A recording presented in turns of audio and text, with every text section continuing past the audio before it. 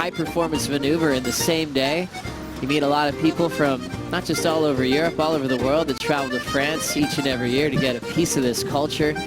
Deal with point breaks as well at the start of the season and also at Jeffreys Bay. And you got to be the best at all of those events to become a world champion. Takes a tour to make a title.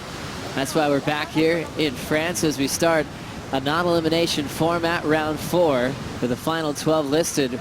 We're missing a couple of big names. Owen Wright, though, still in contention for the title race. Yeah, absolutely. You know, I think everyone's got to be in that title race. Has got to be licking their chops with the elimination of Jordy Smith. And we'll see what's going to happen this year. A little backside snap on the back end of Andino. Another big tail blow, but he can't hang on. Chopu pipeline, just as important. Kolohe opens up with a nice big turn and then really needed to go for broke on this last maneuver, just over-rotating just a little bit, catching that outside rail and going down. So it is late in the afternoon here, around about 5:20 local time. So I mean, I used a lot of my energy. We were catching waves non-stop. I wore a full suit. The water's pretty warm. It probably wasn't the best idea. Just trying to surf my hardest out there and just do everything I could to make it through that heat. But he can even tell by the tone it's been a tough year that he's going to try to break away out of that slump as we catch up to Owen Wright on this beautiful wave. Oh, wow, have a look at that there. And O-Dog just trying to light it up at the end of that section. Not always an easy thing to do.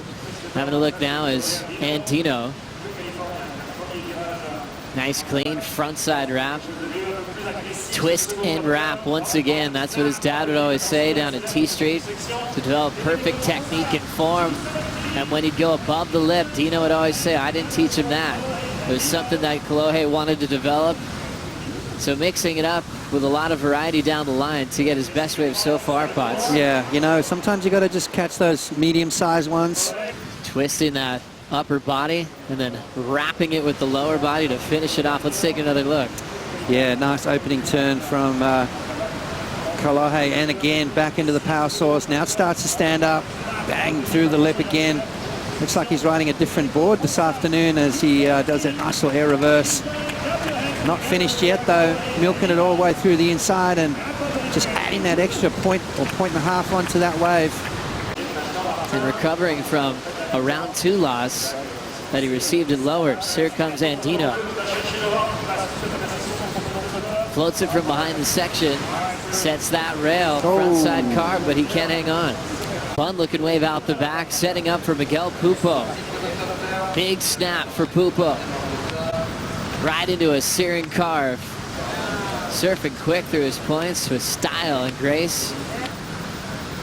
Winding up again, nice clean re-entry, putting together a series of backside moves. One more to finish for Pupo, and he stays on his feet. So looking sharp. Owen back to business. There's his version of the backhand carve. Super smooth on that wrap. He's got the lip to show up now. There's the tail drift. He's late on the finish, but he's got the control to pull it off. But let's have a look at that wave from Owen Wright. Nice opening maneuver. I like the way he uses his body, twists his upper body. Right there, jams it back into the pocket. Now he starts to get vertical, bangs it through the lip. Series of beautiful turns, nice clean motion. Watch the upper body there, just as he rotates off, it opens those shoulders. Gets nice and low as well. You can see how he compresses. Uses those knees as shock absorbers in a way where he just absorbs all the power from the wave and then explodes into those big maneuvers. Beautiful technique from Owen Wright, lovely style. And then Miguel Pupo, just a little bit different. Almost a little bit more rigid as far as the back leg goes. Still beautiful style though. This is where that wave starts to get a little bit more vertical and Miguel starts to unleash. Bang, right there, a little karate chop to the lip and then up and over the little bonus section in the inside, and Miguel managing a series of 5 or 6 maneuvers on that wave. So we're going to see that yellow jersey change hands. So we see the snap off the top from Pupo. Bigger second turn, nice and vertical, right into a carve. Super quick in transition. Wow. Just getting that big whip off the lip. Getting hollow on the inside corner, just down carves it, now stabs it vertically again. So maxing out the turn count. He's got one more for good measure. What was it, like 75 backhand snaps on that wave, Joe? He was upside down, and nobody really does that same kind of maneuver. He hasn't done it yet in this one, but I hope he gets a chance. Yeah, me too. I mean, it's a critical maneuver. It's a high-risk turn. You know, I think on the backhand, very difficult to mix it up, and I think that's what Miguel has, depending on the kind of wave. I mean, he's got a different kind of variation of the turn. Right there, you see that's that sort of almost that carving back into the pocket. Then he's got those little lip slams, the little karate chops. He's got the fin release.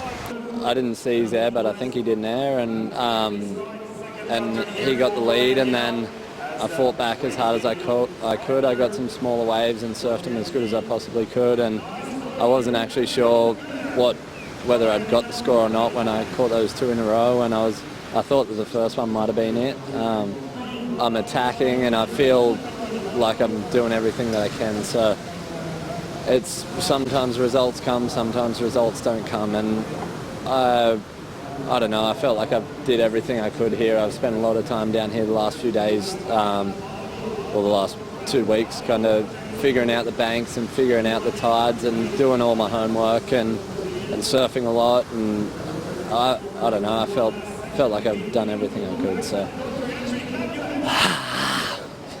Well, Maddie, the wheels look fully intact to us, and can't wait to see you in Portugal. Well done.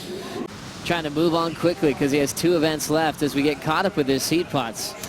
Yeah, well, it's starting to light up, isn't it? We saw while Matty Wilco was letting off some steam in that interview, Kolohe Andino was trying to get himself back in the heat.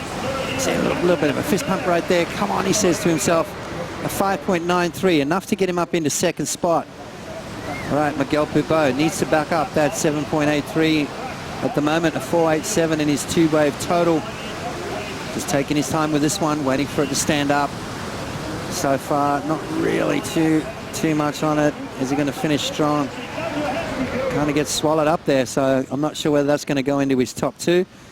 And then Owen Wright. O-Dog down into 3rd spot, needing a 6.21. A couple of big turns out the back. Now he starts to wind it up. You can see a little bit more intent right now from Owen. Jamming it in the pocket. Really nimble for a big guy. And goes down at the end, so that's going to hurt just a little bit. On every exchange, what a beautiful evening here in Hossegor. Setting up that little layback carve is Andino. Just a little change up on that first turn. Snaps it. Has some speed, but a challenging open face. A lot of bumps in it. He'll recover off the top there. Back to swinging through the inside corner, and he'll just surf this thing all the way to the beach. And now getting into the finishing section, he can't hang on.